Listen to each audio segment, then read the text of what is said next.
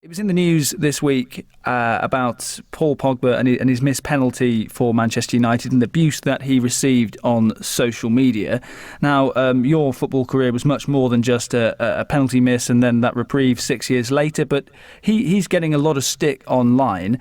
Did you get a lot of abuse when you did miss in Italia 90, or do you think social media has been a real game changer in that regard?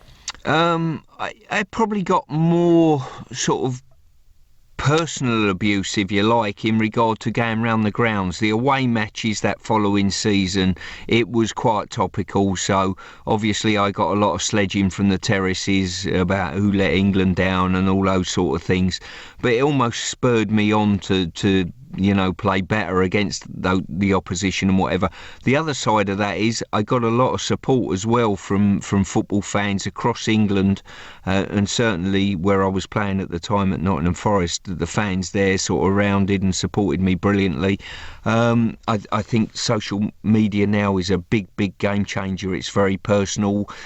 There is no away from it time. If you are on social media, you've got it beamed into your house permanently 24 hours a day if you're that way inclined, and it is very personal. And what I don't think people realise is they sit at home, and I've no idea what state of mind certain individuals are in that post things that they shouldn't be doing, but you think to yourself, they've got access to anybody really with social media, and I think it has to be policed probably slightly better than it actually is at the moment. You went back to Forest as a manager.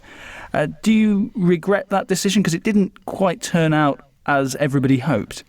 Absolutely not, no. As I say, it was fantastic to get the opportunity to go back there and manage. The only thing I look back on, and with a tinge of sadness, is the fact I wasn't given more time to turn things round and get it going in the proper direction. But as you've seen since then and prior to then, the chopping and changing of managers has not really had the desired effect. You would have thought somewhere down the line that bringing an individual like me that really cared about the football club and the supporters would have been the right move at the time, which I think it was, but they really should have stuck with myself to grow the club from the bottom upwards, which they didn't do. And I think whatever manager's gone in there, they need the time, especially in the Championship, to turn things round in the direction that they need to.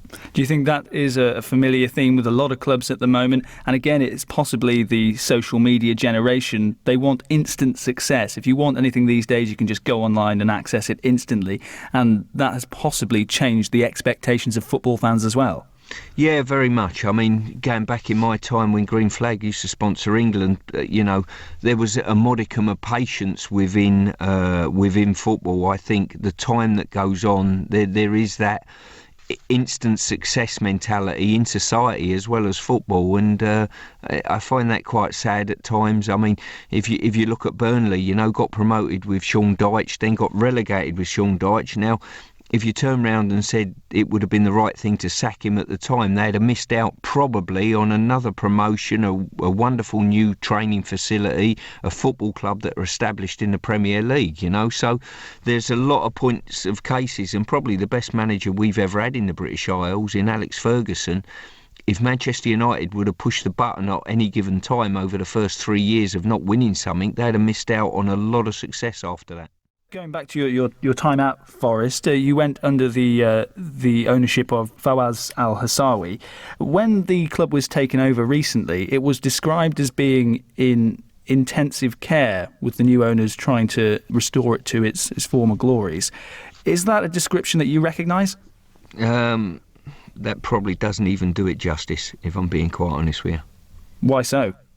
Well, every faculty of the club was dysfunctional from what I saw when I walked through the door, from the fans not feeling loved to the academy that felt as though the first team didn't really care about them, to the club, the way that they run, the owners run the club.